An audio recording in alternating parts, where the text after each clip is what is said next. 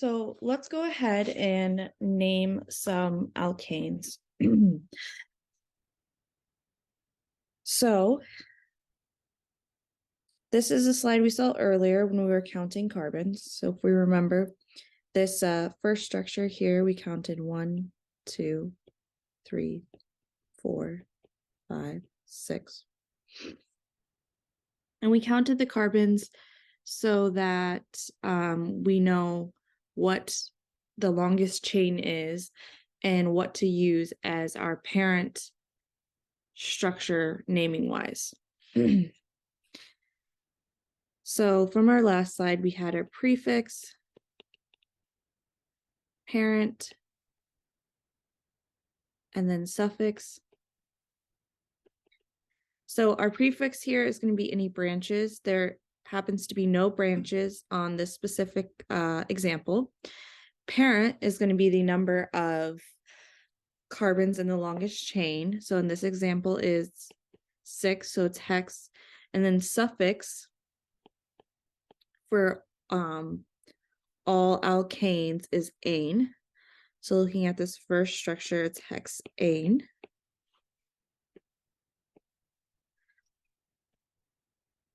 Now, if we remember counting carbons slide, we counted carbons as 1, 2, 3, 4, 5. So our prefix here, we do have a branch. And so for that branch, we need to say what carbon it's coming off of. So it's coming off of carbon 2. We put a hyphen and then say the functional group that's coming off of it. So it's just a 1 carbon structure. So it's a methyl.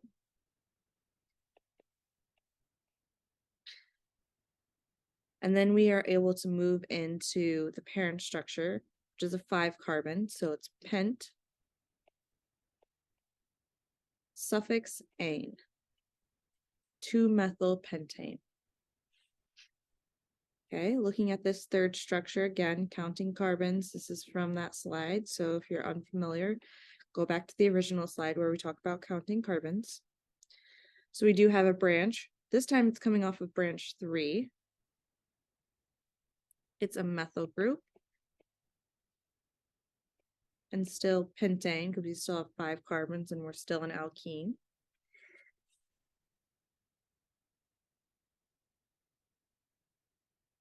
So again, this is from the counting carbons slide. So now we have 2 groups. So we list, and they both happen to be methyls. So when we have 2 of the same constituents, 2 of the same groups coming off, we can list them both. So we have 2 and 3 methyl groups. So we're going to say dimethyl since there's 2 methyls. And then this is a 4 carbon structure. So monkeys eat peanut butter. Bute is our parent name. And then ane, because we're ending with the suffix ane, because these are all alkanes. Looking at this last structure.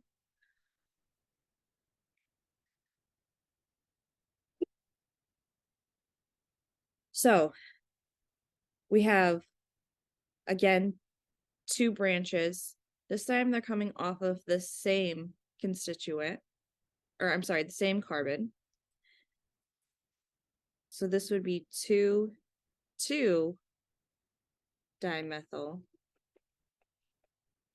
butane. So I want to make note of the incorrect way of numbering. I might have mentioned this in the counting carbon slide, but we always want to list our carbons so that way the constituents are at the lowest possible carbon number. So the incorrect way here would be starting from the right as 1, 2, 3, 4, because that would put our constituents at the 3rd carbon, and we want it to be at the lowest possible from left to right, or right to left, whatever it needs to be. So looking at our AL question 5, it's asking us to look at these different, name these different groups. So a 2-carbon group is an ethyl.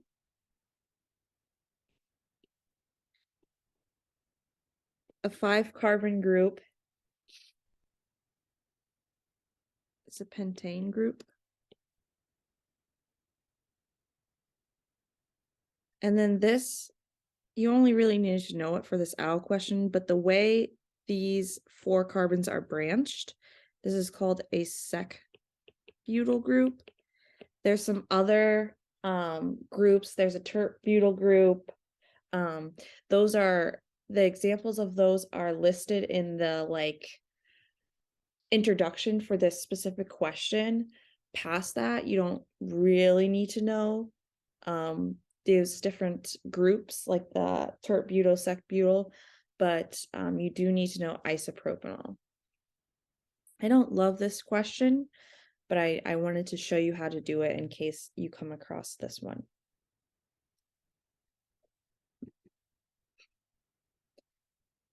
So we talked about alkanes being able to form rings. So how the heck do we name rings? So for cycloalkanes, the ring structure always wins for the parent carbon chain. So no matter how many branches are coming off, we are always going to number the ring. So it could have crazy amount of carbons, but we'll always be numbering the ring. And again, we always want to number the ring so that way it's, if there are branches, they're at the lowest possible carbon number. So my triangle looking one here really should be, oops, that's not the eraser. I really should name it 1 here, and then it doesn't matter if I go 2 here or vice versa, but I really should make my first carbon the one with the constituents. So you name cycloalkane similarly, except for in front of the parent, you'll say cyclo, whatever the parent is, and then ane. So here we have a 3-carbon ring, and it's cyclo pro, monkeys eat peanut butter, pane. Here we have a 5 or a 6-carbon, and so that has the hex prefix, but because it's a ring, we're throwing cyclohexane in front of it. So looking at your al question 5, this is another, possible question you could see. We have different rings to name. And so looking at this first one in mine, it's a 5-carbon ring with no branches. So I'm going to put cyclo because it's a ring, pent because it has 5 carbons, and then ane because it's all single bonds. These are alkanes. Here it's just asking, this is not a ring, but it still wants us to name. So it's an 8-carbon chain. So oct because it's 8 carbons, and then ane because they're all singly bonded. They're an alkane. Finally, the square is cyclo because they're forming a ring, even though it's a square. They're still conjoined. Bute because it's a 4-carbon structure, and then ane because they're all singly bonded.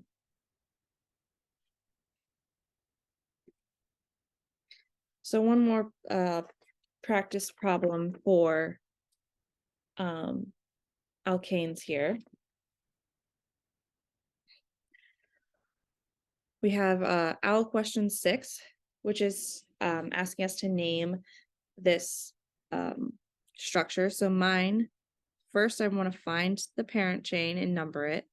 So 1, 2, 3, I could go 4 up here, but that's not gonna end up resulting in the longest chain. I'd want to go 4, 5, 6. So this is a 6-carbon structure. It does have a branch coming off of it on carbon 3, and it's only a 1 carbon coming off of carbon 3, so that's a methyl group. So 3-methyl hex, because the parent chain is 6 carbons, and then ane because it's all singly bonded.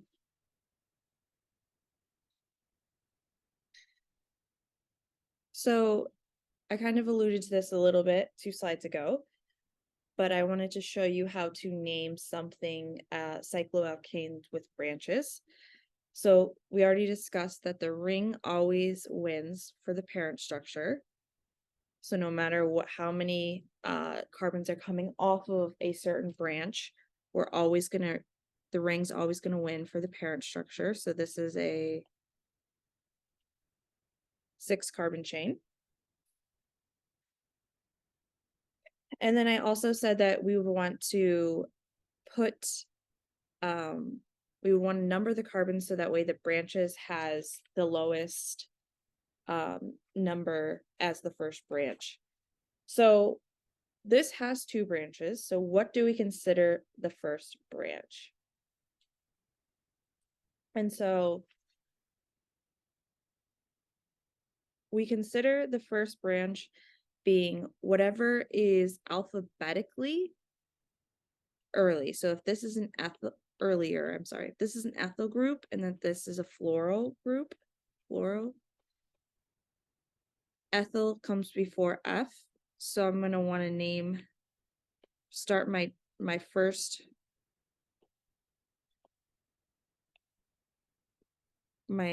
carbon and numbering my carbon chain there. Now I could go to here, but again, we want to keep the branches on the lower carbon. So I'd go 2 this way, 3, 4, 5, 6. And so this would be a 1 ethyl, 2 fluoro, cyclo, because it's a ring, hex, because it's a 6-carbon ring, ane, because it's all singly bonded. So 1 ethyl, 2 fluoro, cyclohexane.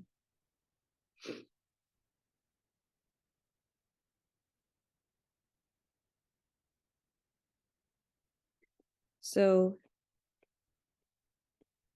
if this was another ring I had to name, looking at it, I'd want to put my carbon 1 as the bromine atom. It's going to end up being called a bromo.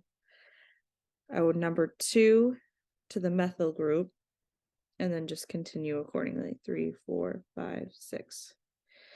So this example is a 1 bromo, 2 methyl, and I'm running out of room, so I'm going to come down cyclohex, because it's 6 carbon, ane, because they're all singly bonded. So looking at a question like OWL question 6, here I have a structure with a ring and a branch coming off of it.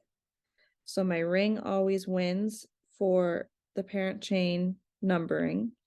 I'm going to start where the 1 is my branch. Here there's only 1 branch, so it doesn't matter which branch I choose to be my 1. And then I'm going to go ahead, this is a 2-carbon group coming off of it, so this is an ethyl group.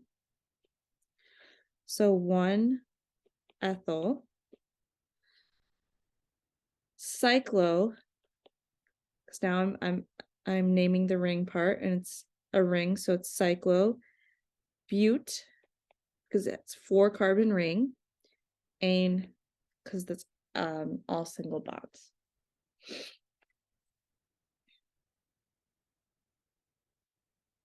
So your al question 7 is still talking about alkanes. But this time it wants you to go from the name to the structure. So I'm going to go into al here in a second and show you how to draw these structures in al, because that's going to be a little challenging. It's a little bit of a learning curve, learning how they want you to format it. But first, let's come up with a reference, basically. Let's draw it out before we try to start drawing it out in al. So I'm going to start by drawing the parent chain, which I know is an alkane because this ends in ane, and that it's 5 carbon because it's pent. So 1, 2, 3, 4, 5. 1, 2, 3, 4, 5. So now it's telling me that there's 3 methyl groups coming off of carbon 2, 3, and 3. So there must be 2 methyl groups coming off of that 3 there. So now I know what my structure looks like, and it's a matter of going in there and drawing it in al, like which I said is kind of the learning curve. So let's go ahead. Let me go in. Okay, so now we're in al. My picture is still floating from earlier. I'm going to go ahead and leave that just because I do want to use that as a reference. I know it's floating a little bit into our where we're drawing, but if we could just try to focus on that. Okay, so drawing an owl. So it starts us off always with a CH4 group. We can't necessarily, we don't want to go in and erase it, but rather hit the single bond tool, choose that carbon, and it will automatically spit out another carbon and change the implied hydrogens for us. So now we're at a 2 carbon structure. We need to get to a 5 carbon structure. So I'm going to keep just hitting that last carbon until I end up at a 5 carbon structure. And again, it writes in all those implied hydrogens for us. So I do want another carbon to come off of this 2, the 2nd carbon. So I'm going to hit this again. It's going to throw a methyl group up there. And then I want 2 groups to come off of this 3rd carbon. So I'm going to hit it once and then hit it again. And then now I know it's a little confusing because it's drawing out all the implied hydrogens, but we now have our structure.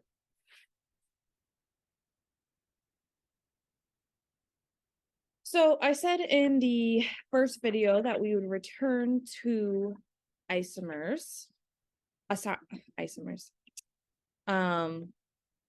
Yes, I said in the first video that we would return to isomers. But I wanted to put that on pause because I wanted us to learn naming before we then return to isomers.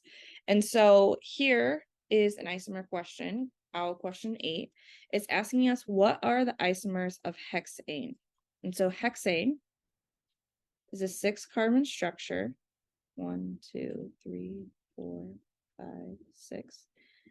There's nothing in front of hexane, so it sounds like there's no constituents coming off. For isomers, I want to count out how many carbons and then how many hydrogens there are. So there's 6 carbons. And so now I have to go in and figure out the amount of implied hydrogens.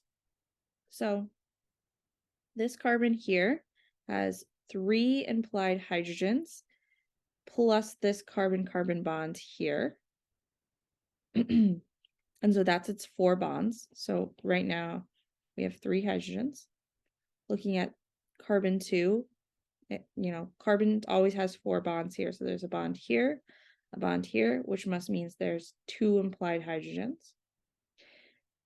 Carbon 3 is the same. It has a bond here and a bond here, meaning that the 2 other bonds to fulfill carbon's 4 bonds will be 2 other implied hydrogens. Same with 4 and 5. 2 extra implied hydrogens here. And then the end here, this carbon, again, has only one bond here to this other carbon, meaning he must have 3 implied hydrogens. And I drew 4 dots, I'm sorry. Oh, and I just erased the whole thing. Okay. Undo. Eraser.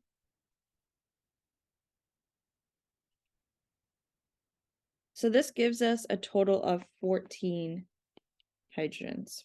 So this is our molecular formula. So if we remember right, isomers are different structures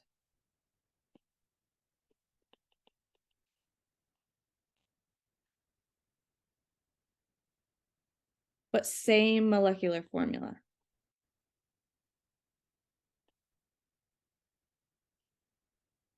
So here we have a list of different alkanes, and we want to determine which one of these are an isomer. So I'm going to go ahead, we're going to draw each one and then count out its carbon and hydrogens.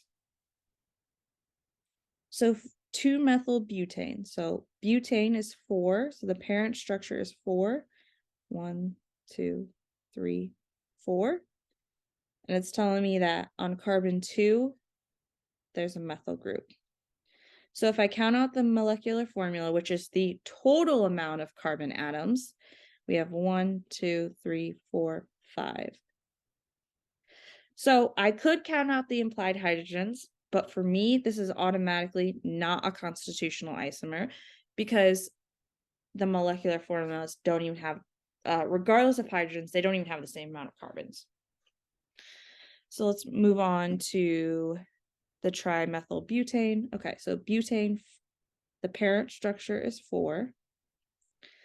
It's telling me I have 2 constituents coming off of 2 methyl groups coming off of 2 and 1 methyl group coming off of the 3rd carbon.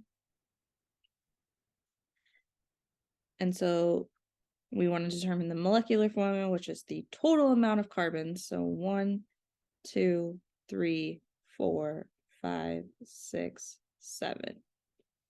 So again, I'm going to automatically rule this guy out just because he, I could count the implied hydrogens, but we already know he has a totally different number of carbons. 2,2-dimethylbutane. So butane, parent carbon is going to have 4. It's telling me I have 2 methyl groups coming off of both carbons 2. So if I count my total carbons to determine the molecular formula, I have 1, 2, 3, 4, 5, 6. Okay, so for this one, I'm going to go ahead and count out the implied hydrogens because I'm on the right track. I have 6 carbons. I'm going to clear the other structures that I drew just to make more room for myself. And I'm going to clear my little dots where I was counting carbons.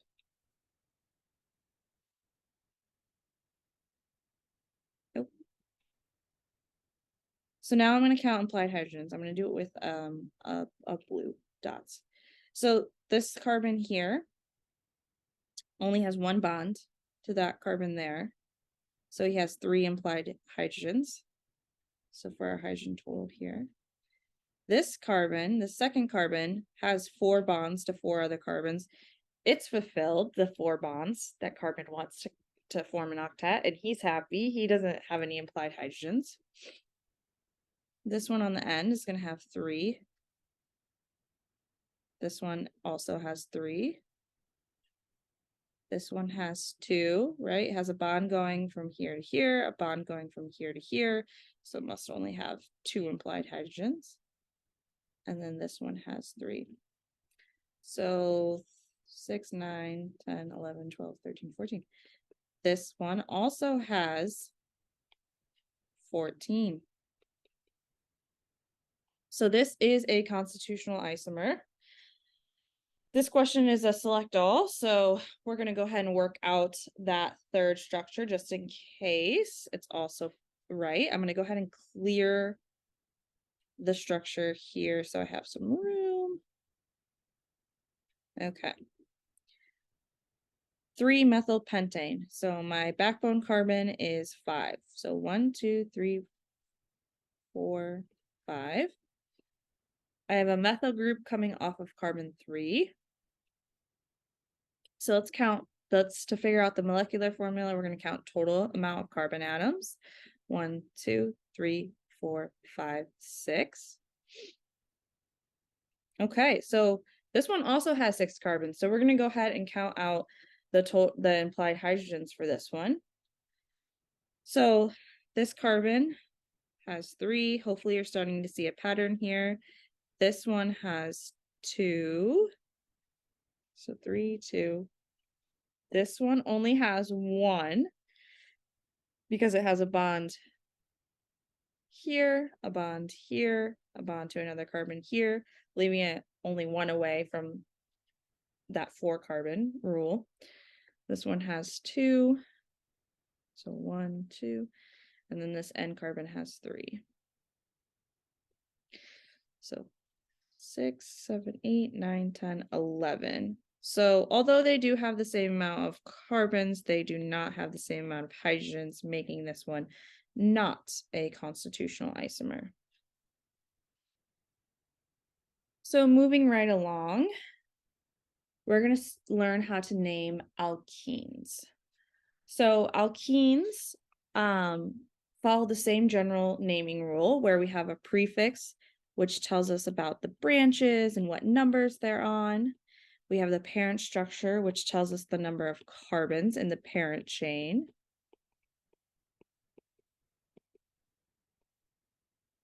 And we have the suffix, which tells us what the functional group is. So now for alkenes, this suffix is always -ene. So here we have an example of a alkene, right? We have that double bond there. So let's start by numbering the carbons in the parent chain. 1, 2, 3, 4, 5, 6. So we're starting off easier. There's no branches or anything, so we don't have any prefixes to worry about. We have 6 carbons hex for the parent chain, and then now it's going to be -ene since there's a double bond present. So we need to tell we need to tell the name where this double bond is. And so it spans from 2 to 3. We're going to go ahead and tell our audience basically just the lowest of that number. So this is 2-hexene. So let's look in question 11, which is naming alkenes. So let's start by counting our carbons, and here there's no branches, so the number of carbons is the same as the parent chain. 1, 2, 3, 4, 5, 6, 7, 8. So this is oct. -ene, because this has a double bond present. We need to tell our audience where it is. It spans 4 to 5, but we're just going to tell them the lowest number. So this is 4-octene. Now, numbering alkenes. Again, you would want your lowest number to be where the double bond is at. So I could have numbered it the opposite way. 1, 2, 3, 4, 5, 6, 7, 8. Although that doesn't really matter because this numbering, they both end up from 4 to 5. Let's say we're looking at an alkene like this. I could number from left to right, being 1, 2, 3, 4, 5, or I could name right to left, 1, 2, 3, 4, 5. So we would end up going with the blue numbering because it puts the double bond at the lowest carbon number. Looking at another example here, question 12.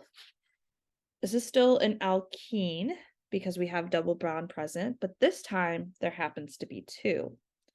What do we do then? So let's go ahead and number our parent chain. 1, 2, 3, 4, 5. And this time, so this is pent for 5, ene, because we have double bonds present.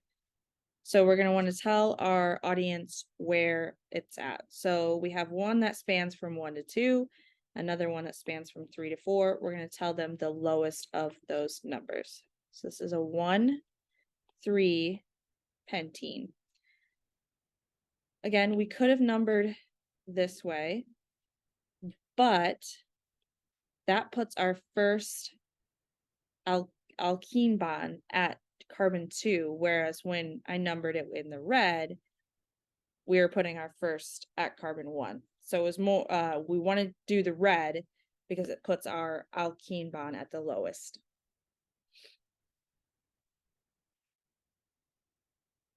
So these are also constitutional isomers. So they're the same, if we were to count out, they're the same molecular formula.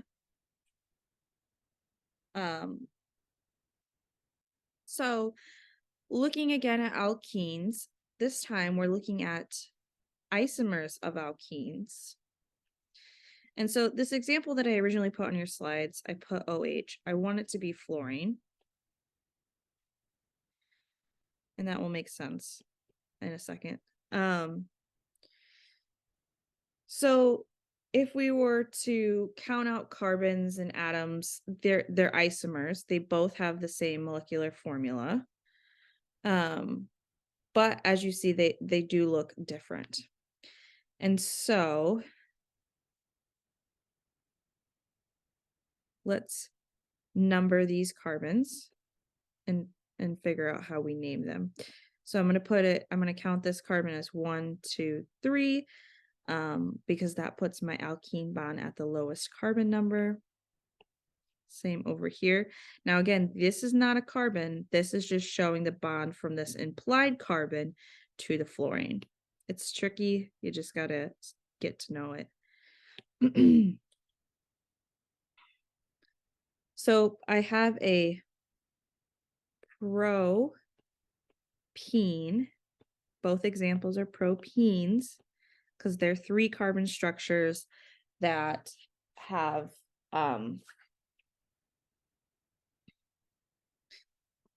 they're 3 carbon structures that have an alkene bond.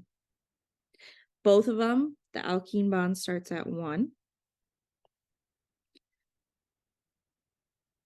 And they both have a fluorine branch coming off carbon 1. So they're both 1 fluoro, 1 propene, 1 fluoro, 1 propene. All right, so far they have the exact same name. So how the heck do I differentiate? Because to me, these look different. So this is when we use the prefixes cis or trans. Cis is when there's the groups are on the same side. So this would be a cis 1 fluoro, 1 propene. Trans is when they have the groups coming off the opposite sides. So I ran out of room here, but this would be a trans 1 fluoro, 1 propene.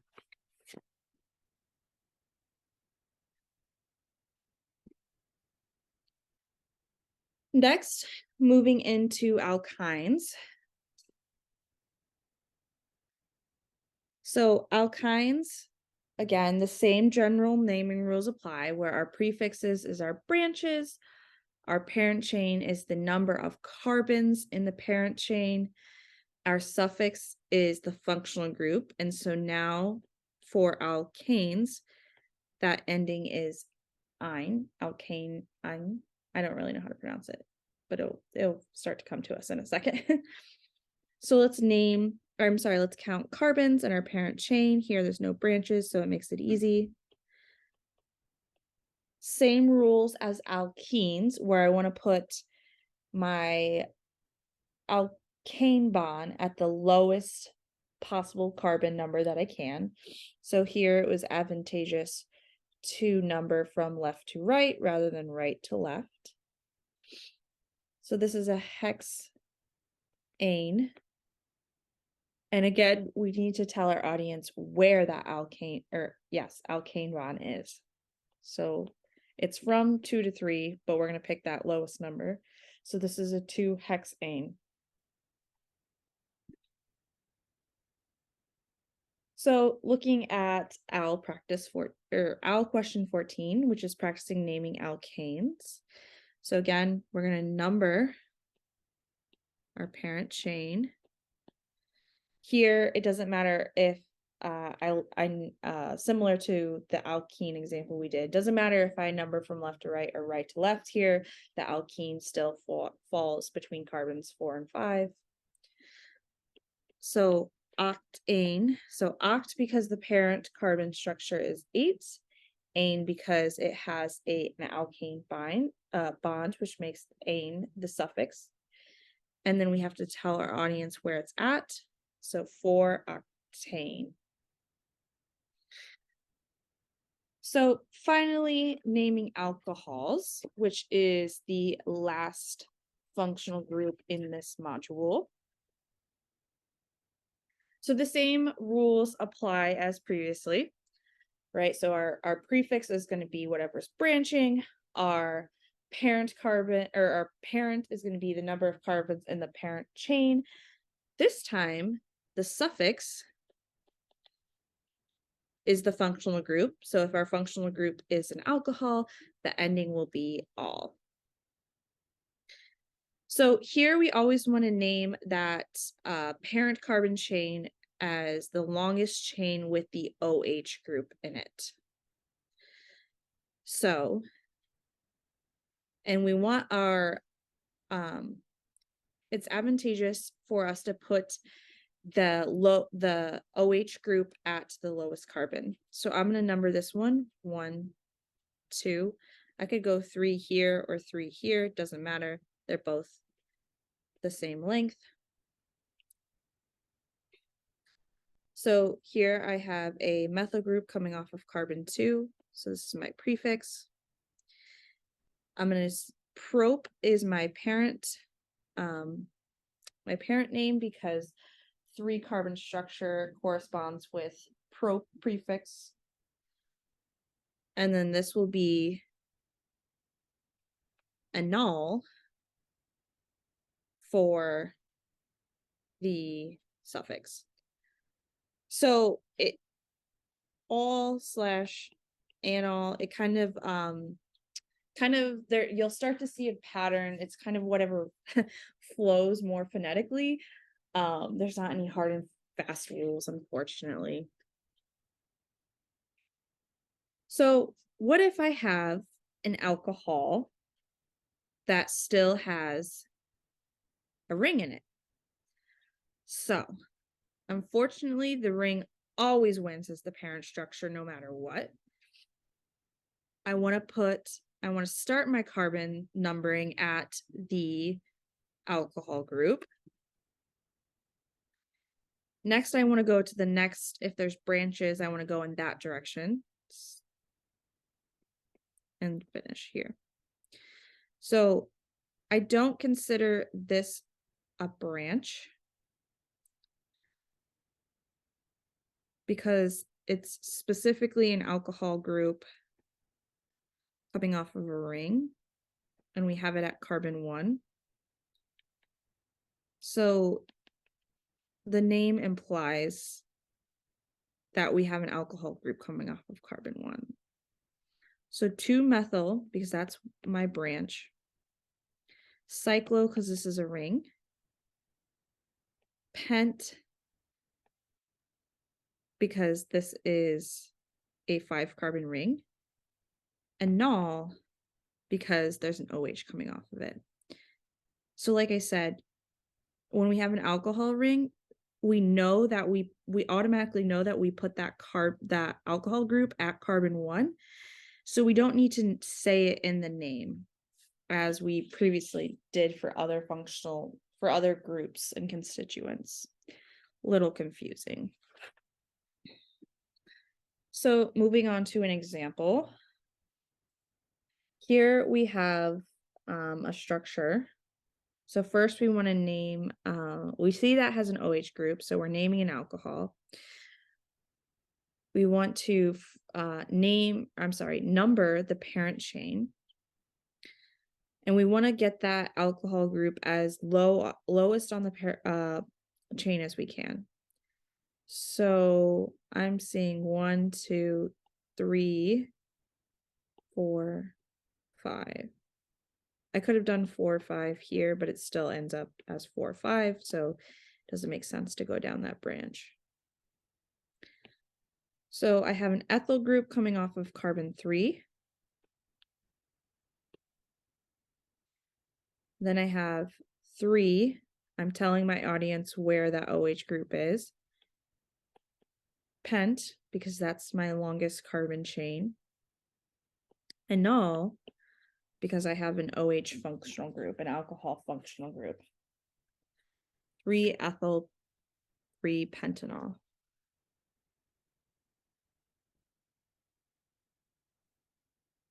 Okay, almost to the end of this video. We have a very unique example, and I don't think you have any of this on your OWL.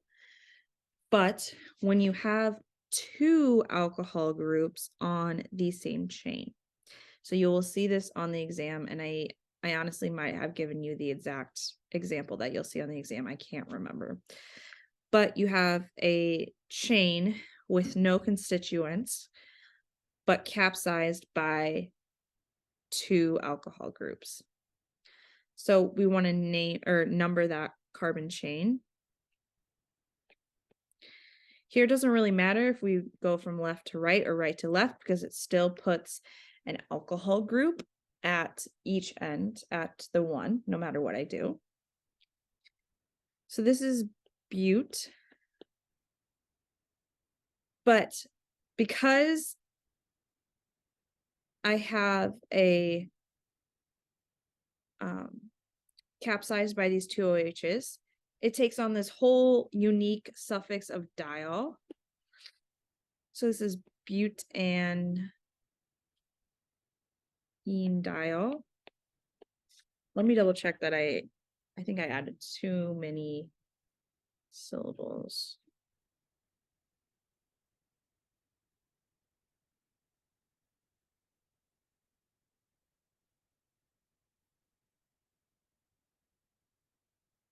Nope, that's correct. Butanediol. Okay.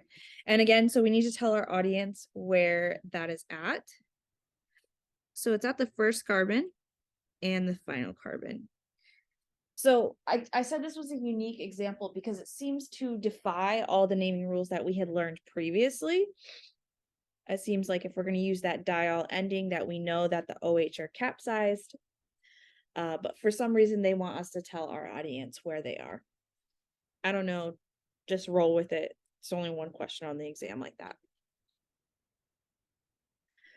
Okay, the last 2 slides here are about classifying alcohols. So classifying alcohols, we can classify alcohols as primary, secondary, or tertiary. So classifying alcohols, we can classify alcohols as primary, secondary, or tertiary, and it's all about how many carbons are connected to, or I'm sorry, how many atoms are connected to the carbon that has the alcohol group. So primary alcohol only has 1 group attached to the rest of the chain. So that is, example is propanol, 1-propanol. Which looks like that when I draw it out. Secondary, there's 2 groups connected to that carbon that's connected to the OH group. So an example is 2-propanol, in which we have a carbon here,